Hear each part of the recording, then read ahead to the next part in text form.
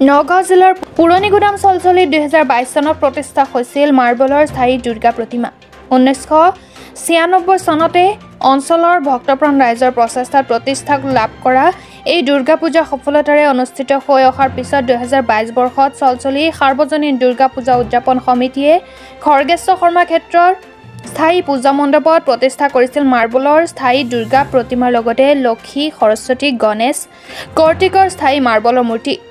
ৰাজস্থানৰ জয়পুৰৰ শিল্পীৰ হাতৰ পৰশত প্ৰাণ পাই উঠা এই মাৰ্বলৰ প্ৰতিমা আনি প্ৰতিষ্ঠা কৰাৰ পিছতে 2022 বৰ্ষত এক উৎসৱমুখৰ পৰিৱেশৰ মাজেৰে পূজা অনুষ্ঠিত হোৱাৰ লগতে 2023 বৰ্ষৰ আন এক সফলতাৰ পিছত এই বৰ্ষত সফলতাৰে অনুষ্ঠিত কৰিবলৈ চলিছে ব্যাপক প্ৰস্তুতি। চাৱা হওক এই বিষয়ে আমাৰ এক প্ৰতিবেদন।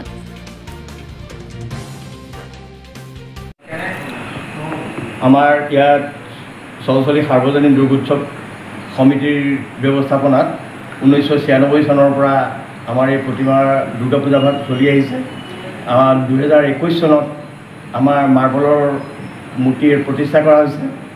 স্থানীয় সমূহ ৰাইজৰ সহায় সহযোগিতাৰ আপ্ৰাণ চেষ্টাৰ ফলতেই লগতে ব্ৰহ্মপুৰ সমষ্টিৰ বিধায়ক মাননীয় শ্ৰী জিতু গোস্বামীদেৱৰ আপ্ৰাণ চেষ্টাৰ ফলত 2022 চনত আমাৰ মাৰ্বলৰ মূৰ্তি প্ৰতিষ্ঠা কৰা হৈছে।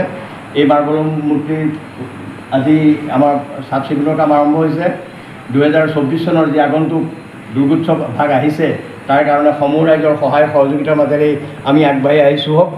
আশা ৰাখিছোঁ সমূহ ৰাইজে আমাৰ সহায় সহযোগিতা আমাৰ আগন্তুক দুৰ্গা পূজা আগবঢ়াব আৰু সকলোৰে সহায় সহযোগিতা আমি সমিতিৰ তৰফৰ পৰা আহ্বান জনাইছোঁ। নমস্কাৰ, সদৌ অসমবাসী ৰাইজলৈ আগন্তুক দুৰ্গা পূজাৰ শুভেচ্ছা জ্ঞাপন কৰিলোঁ। আমি চলচলি সাৰ্বজনীন দুৰ্গোৎসৱ কমিটিও বিগত বছৰৰ দৰে এইবাৰো দুৰ্গোৎসৱ ভাগ 2024 আয়োজন কৰিবলৈ ওলাইছোঁ।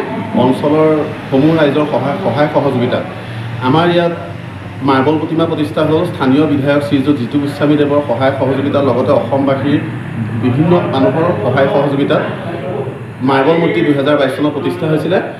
এইবাৰ 5 অক্টোবৰত আমাৰ প্ৰতিষ্ঠা দিৱস পালন কৰা হৈছে। লগতে অঞ্চলৰ বৃহৎ ৰাইজৰ সহায় সহযোগিতাত দুৰ্গোৎসৱ